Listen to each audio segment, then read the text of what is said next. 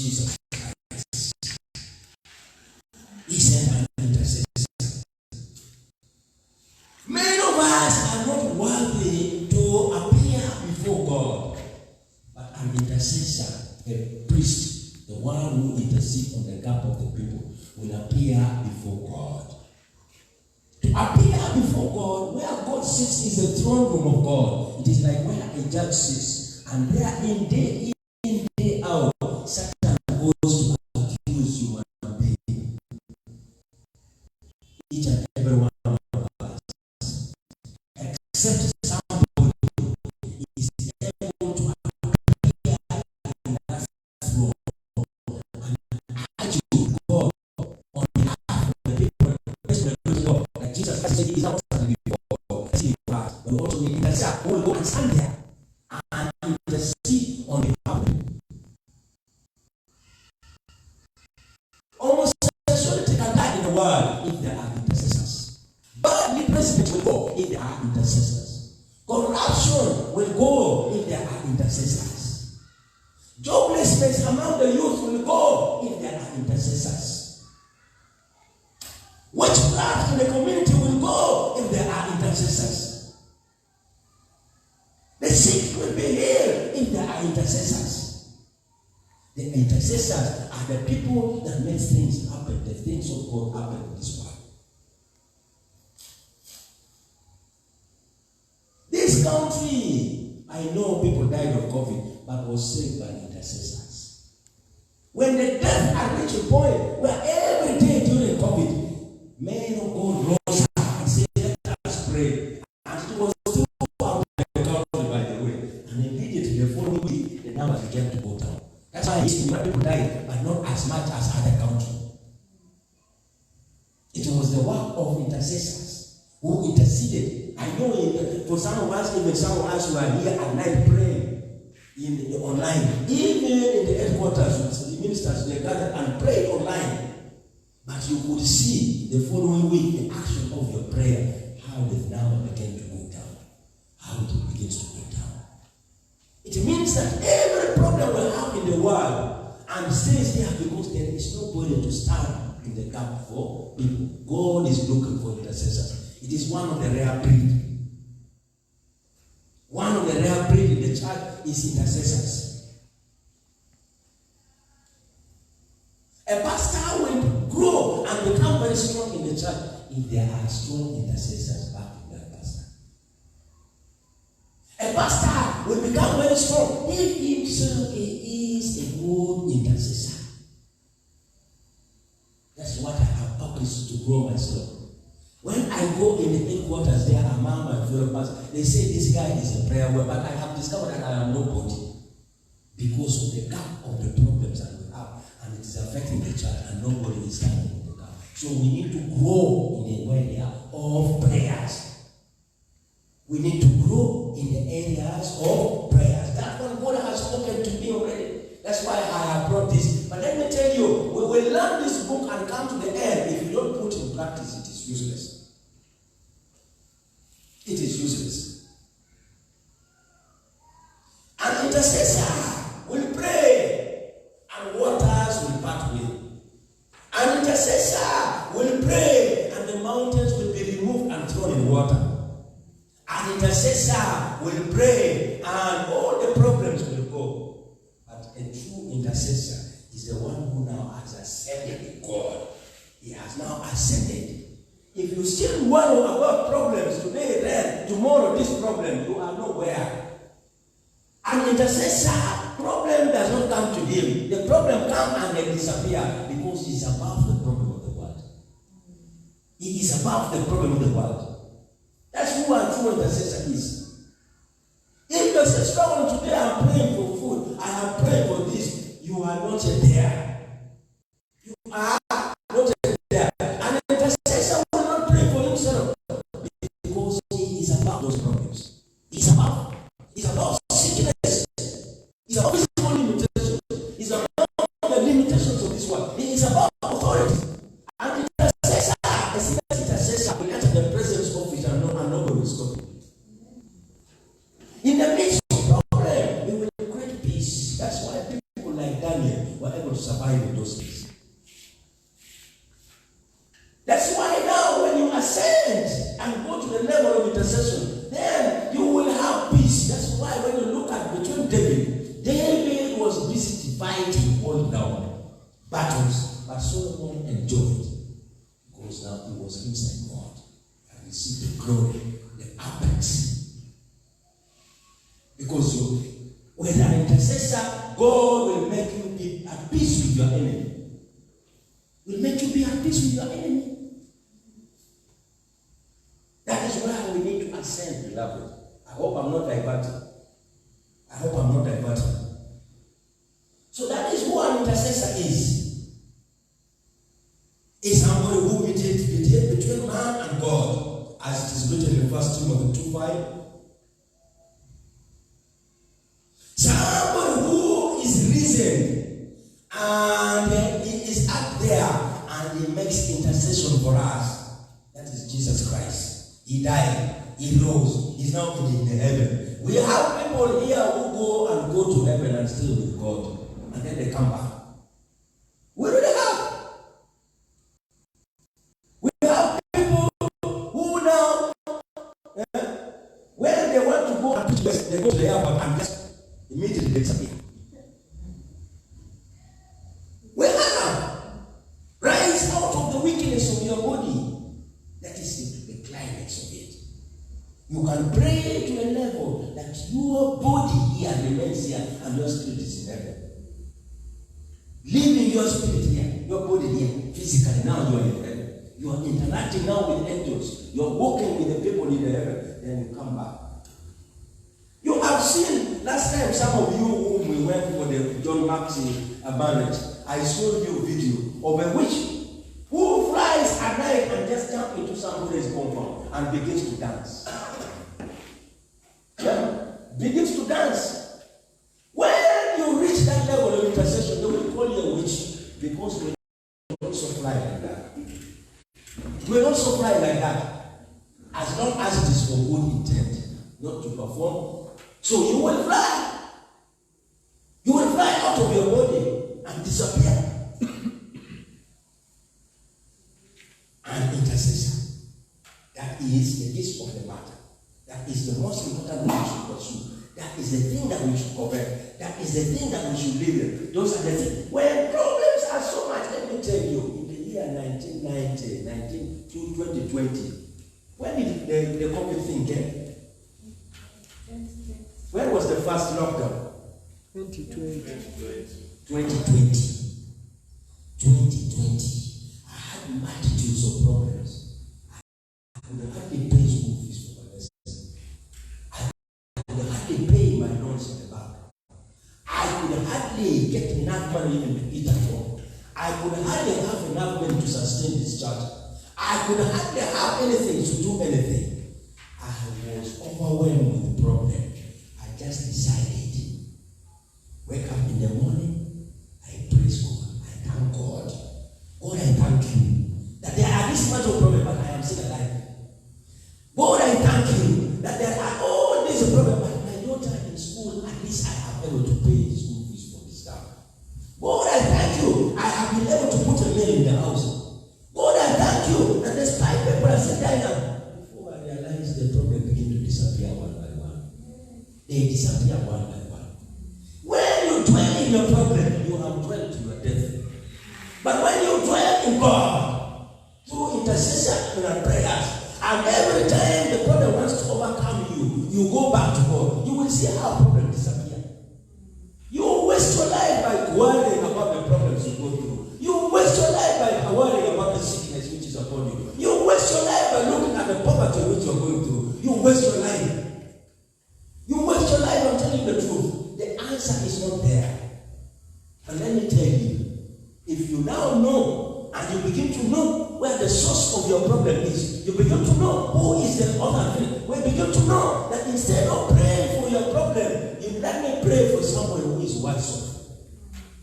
Somebody who is worse off.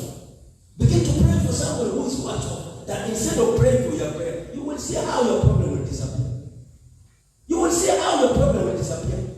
You will see, begin to look back and say, look, let me preach in the office that even nobody wanted to talk to me. Everybody now said, this guy should just pack and go. He has no use to this brother. And I'm enemy to everybody.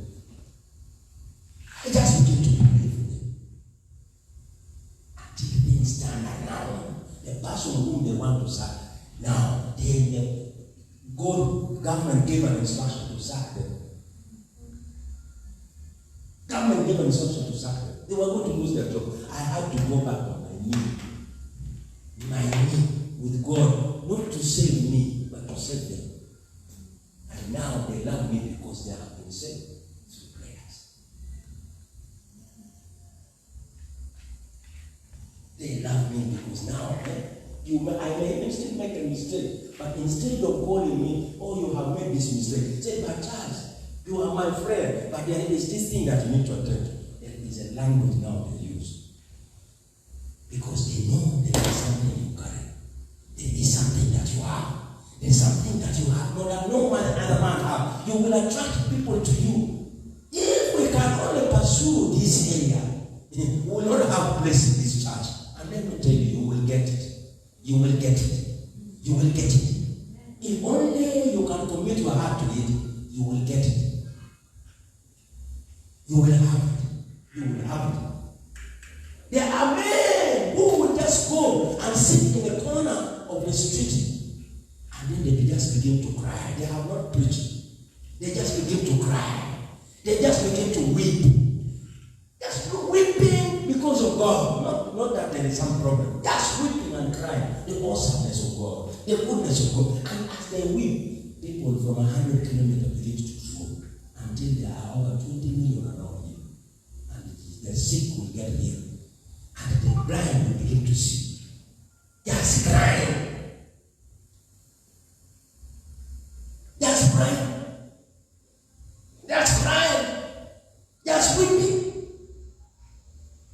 And one of the things that I did not hear from you is that an intercessor is a weeper. He is a weeper. He weeps. His tears come down. When he sees a man who is not born again, he weeps. Rooted in sin. When they see a sick man suffering a problem, he weeps. When he see the land is wasted with homosexuality, he weeps. When he see young women being destroyed in prostitution, he weeps. When he sees the population of women dying in property in children and people dying in Ukraine, he weeps.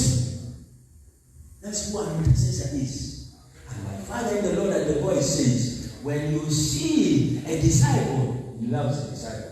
People look mental. When you see them weeping, you know that miracle is around the corner. Miracle is around the corner. Beloved, let me tell you, there are times I have been in this pulpit before I come, and I have shed tears. Many of you may not have watched me. But let me tell you, when I shed tears, that service is different from another service. That service is different. An intercessor is a person who weeps. He weeps. He weeps. Sometimes he weeps not because of a problem. He weeps because of the goodness of God. He weeps because God. There is a man of God. I begin to follow him. That man is unique. He's not even a good preacher. He's not even very much highly landed. But he says, you see me here.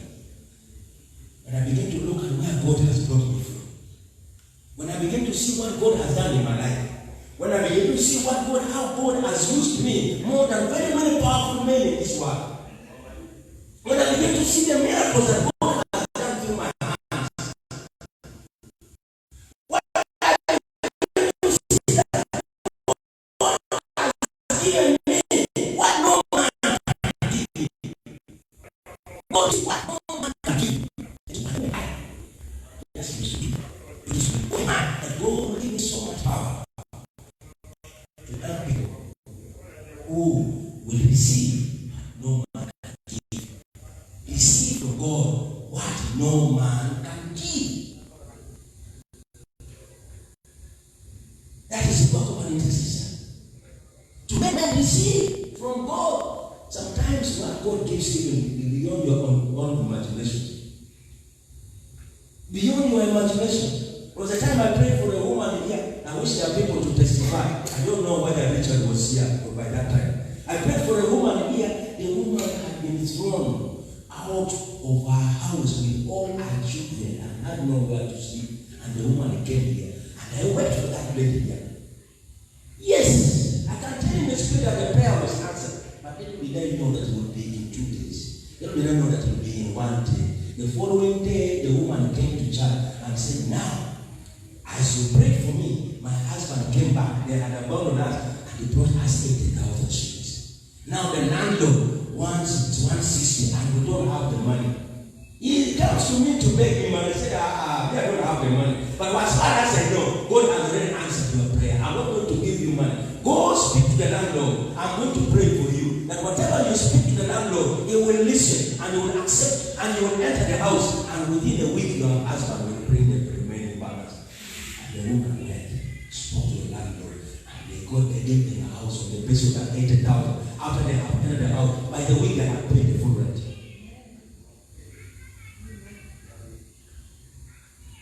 I myself could not believe that that would happen. But how do I speak? I speak by the Spirit. What I hear the heart of God. That's what an intercessor is. It's unfortunate the woman is not here in church. Because after you have received miracles, they have behaved like the children of Israel.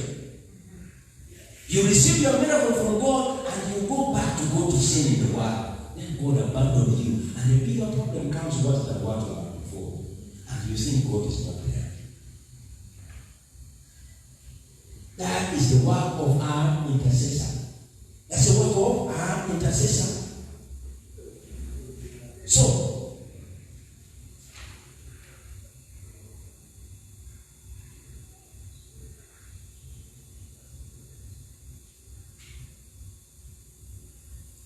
an intercessor needs the help of the Holy Spirit. You need the help of the Holy Spirit. If you are not baptized in the Holy Spirit, forget it. You are not anywhere. Because the journey which you are going, it is only the Holy Spirit that can help you. It is only the Holy Spirit that can help you. Where are you going? When you go on the journey of an intercessor, it is the Holy Spirit which will help you. You need faith. You need faith. He says, Jesus Christ said, if you can only believe, you will speak to this mountain, be thou removed, and it will be thrown into heaven. You only need to believe. Now, as an intercessor, you grow from an ordinary Christian to become to a person who will seek. No, a person who will ask.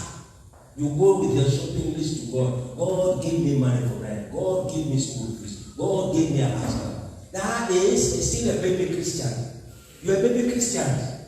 But as you grow, now you begin to what? Decree and declare. Be you mountain, be thou removed.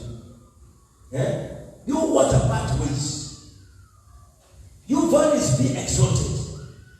Now you decree. You decree. Now you are maturing. You now walk by the Holy Spirit. But now there is a situation which is higher than that. Which is higher than that. Which you now become above. The mountain comes before you. You don't need to say mountain leave way. You are just lifted up above the mountain. You are just lifted up above the mountain. Problem comes before you and you just become above the problem. You get above the problem.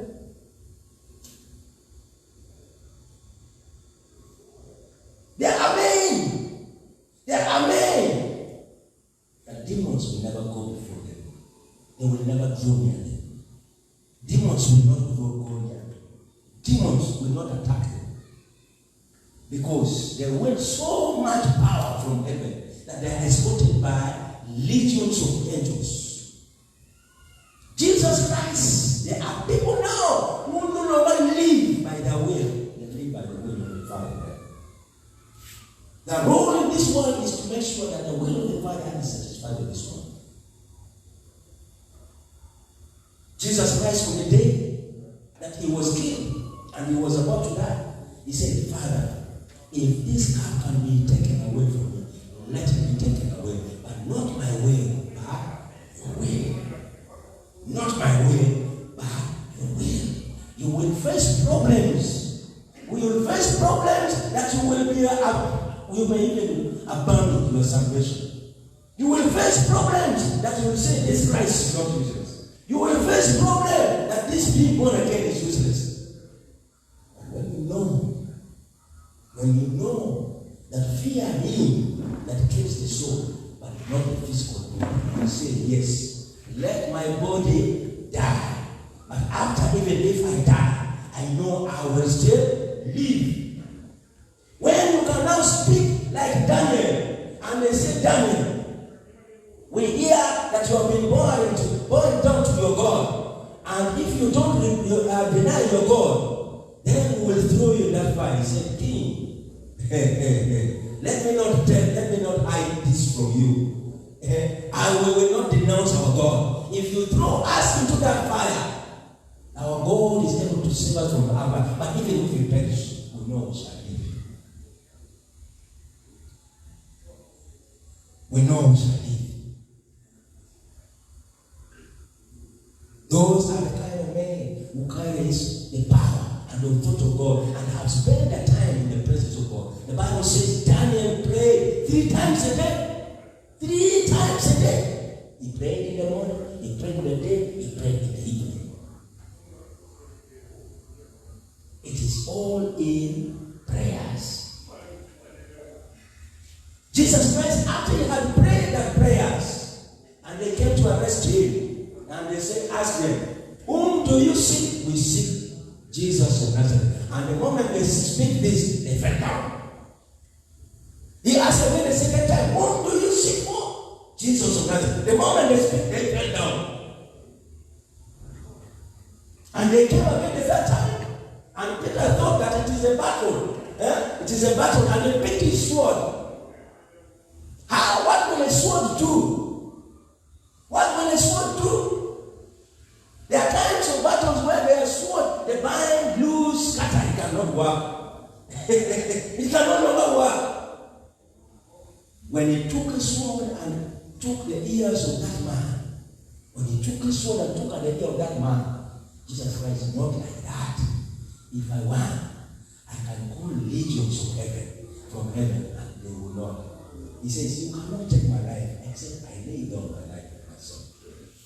In other words, it's a prayer that if he should die according to the will of the Father, he had to make sure the will of the Father is done. He had to give himself. It was not the army. So likewise, beloved, in this world, when you live a life of an intercessor, you will live. You will live.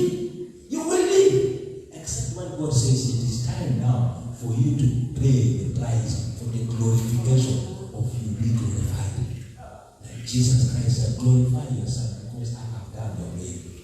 Many other disciples died, but they said, see, Jesus Christ is more glorified by you, but also you will be part of the partake of the glory because you laid down your Christ with your own blood. With your own blood. With your own blood.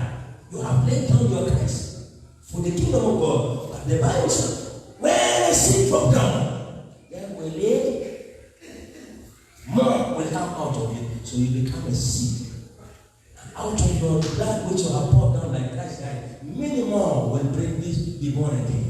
That's why there are those who know it, goes to places like where the Muslims are to preach the gospel. Say, let me go, and they finish me because I know from that seed many more Muslims will turn to Christ.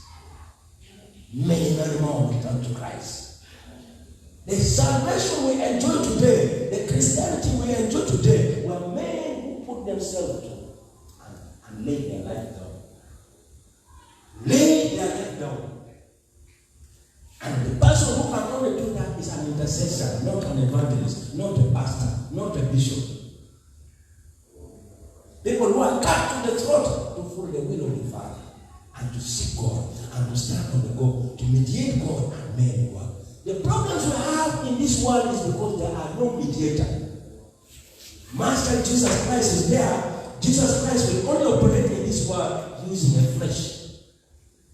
using a flesh in this world. So he needs a flesh in this world who is able to stand in the gap on behalf of men and carry Jesus Christ and do the will of the Father.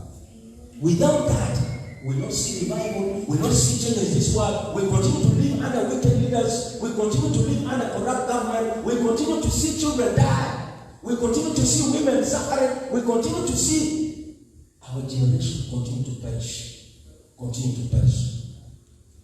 unless as intercessors rise up, the army of God rise up. And let me tell you, one like this can be the source of the army of the kingdom of God. God is looking for an army of intercessors. And this is the time. This is the time. Because we are in the last days. We are in the last days. God is looking for intercessors. People who can stand in the gap. People who can pray. People who can. And it starts by denying the flesh. It starts by denying the flesh. Let me tell you these days. I went to the office to visit a friend of mine. I had not seen her for about 4 years. And he said, "But you man, you have lost a lot of weight." I even don't know, most of my trousers don't fit me. But now, you need to fast more. You need to pray more. You need to deny the flesh what it wants. You need to have time in the presence of God. In fact, let me tell you, one of the tests, and now I pray that I overcome that. When you fast, when you do the work of God, by Sunday you are so tired. You are so tired. And sometimes you fail to pray. But let me tell you, the trick to deal with that fatigue is to go and pray. Go and pray. The person will say, I am tired, but let me begin to enter in prayers. Metekete, lebekete, rakata, rabakata, rakata, rikiti, rabakata, rokoto, rakata, rekete, rakata, bandarabakutu, rekete, bandarabakutu, rekete, rakata, rabakata, rokoto, rakata, rabakata, rikiti, rakata. You go there. It will be slow. But by the time you spend 30 minutes, 40 minutes, you are stronger than when you are. You have prayed out of the weakness of the flesh. You have ascended high above the physical. You have spoken with God. You have overcome the weakness of the flesh.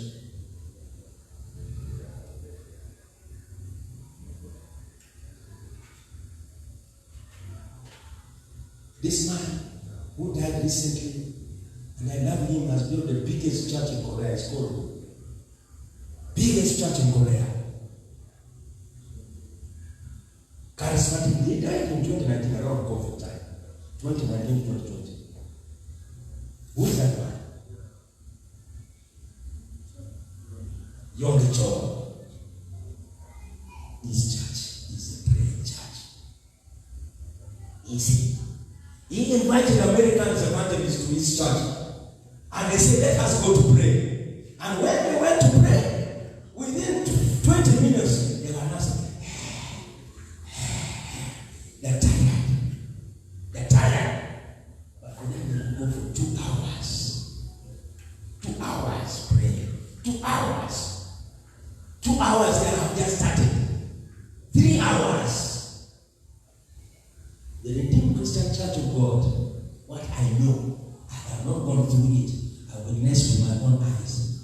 When you go for ordination as a pastor, last time I saw ordination of pastor in Nairobi, it's not the standard. You go for ordination for a pastor in Nigeria, you become to be ordained as a pastor.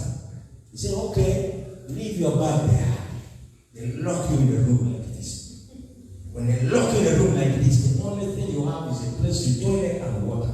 10 days. 10 days. You're going out. You go and rest for 3 hours.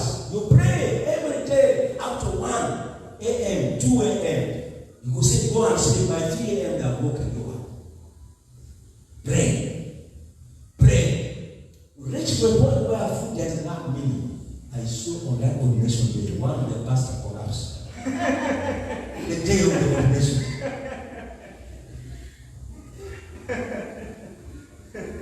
They are preparing you for the assignment. great. The journey is great. The journey is great. If you are to go on this journey, prepare yourself. Prepare yourself. This is the ridiculous. That's why I take up this church.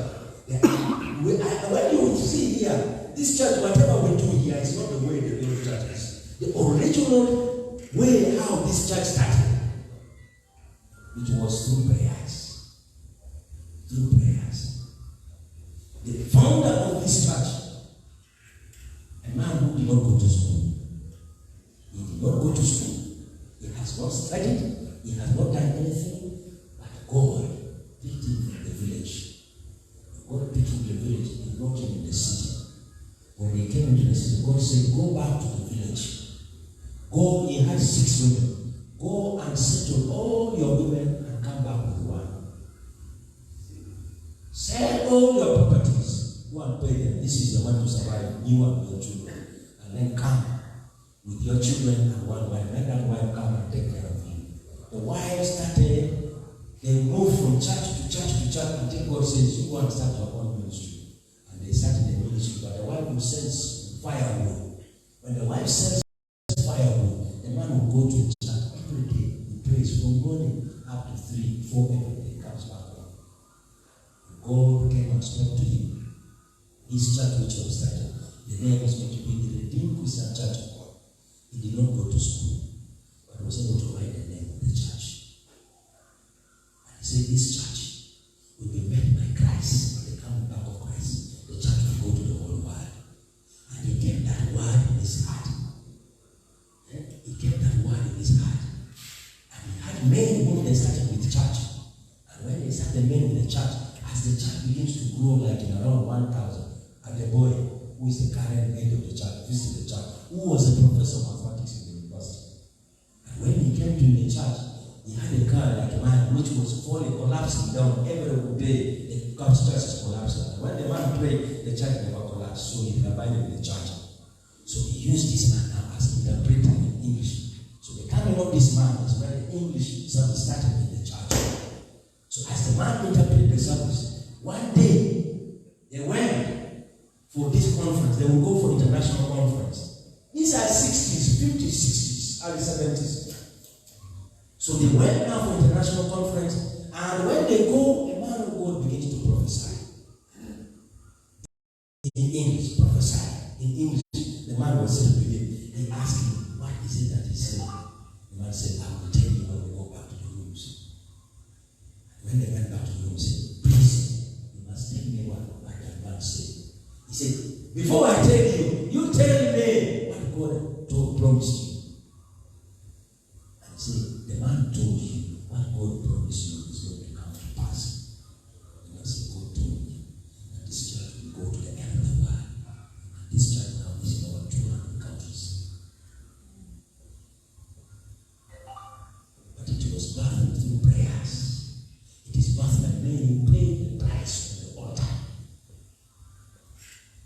A true, effective church will be birthed through prayer. Price must be paid on the altar. God is faithful. God is faithful. Let me tell you the difference between the dream and the vision which God has paid for you, and those who succeed and the which is the lack of prayer. What has God told you? You're going to be a great woman. 3 years down the road, you're not great. 5 years down the road, you're not great. Why? You are not praying. You are not praying. You must pray your prophetic word into actions. You must pray your prophetic word into actions. That's why Joseph dreamt a dream and he told his brother. And immediately told his brother, he was dumped in the pit. The enemy is monitoring the stars of the people and the greatness where they are. And continuously destroying them because they are not praying for men. They are not praying for men. Out of 10 or 50 dreams, only 2 materialize because they are not praying for men. They are not praying. Jesus Christ, he was born, and a few months, 2 months later, they began to kill all the children of Israel. The enemy is in the business of killing the saints.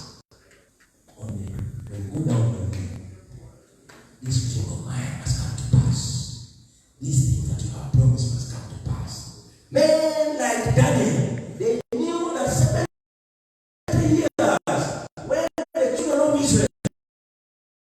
we are supposed now to be set free from captivity. We begin to pray. Because of the sign. But the prophet, after 7 years, they released from captivity.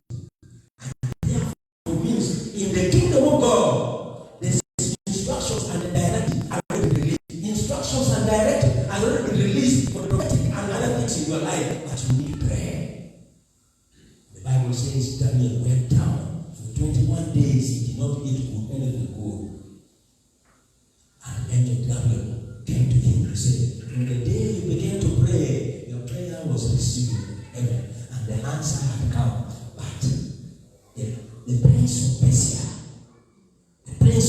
they contended with me until Gabriel had to come and fight. And now I have brought you the answers to your prayer. Yes, the prince of Persia will be there. Yes, the prince of Persia will be there. The Assyrian will be there. But let me tell you, your prayer will deal with them. Your prayer will go to the host of heavens. There are armies of the heavenly armies who are there to fight for you. If you can only pray and touch the heart of God, let us rise up and begin to pray.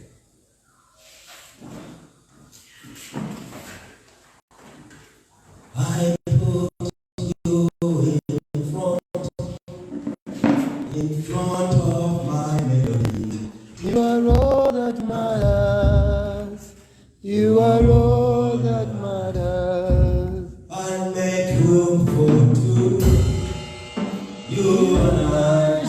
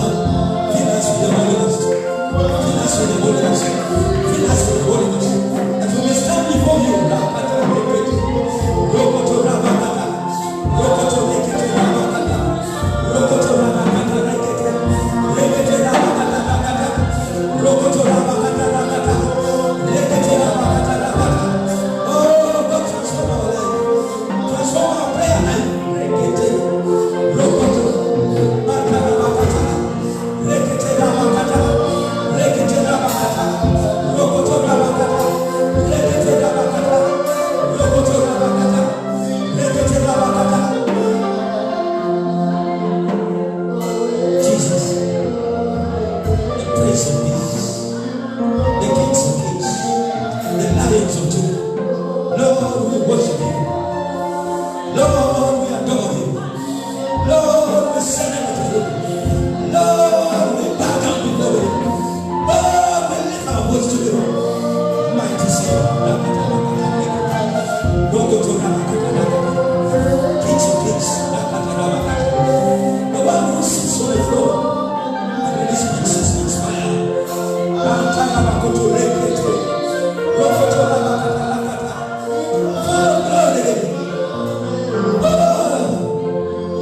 The priest and the king, the high priest, Jesus Christ, the one who has the key, the one who has the key that opens the door and nobody can shut it, the one who can shut it and nobody can open. Open the door for the glory for your church.